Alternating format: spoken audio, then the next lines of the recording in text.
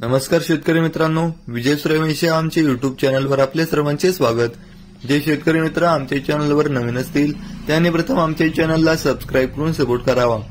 आज आपण कृषी उत्पन्न बाजार समिती येवला येथील कांदा बाजारभाव पाहणार आहोत।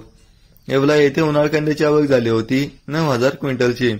कांद्याला भाव भेटला आहे किमान दर 800 रुपये, कमाल दर 3000 रुपये, सर्वसाधारण दर 2750 रुपये असे होते येवला येथील प्रति क्विंटल मधील कांदा बाजार भाव।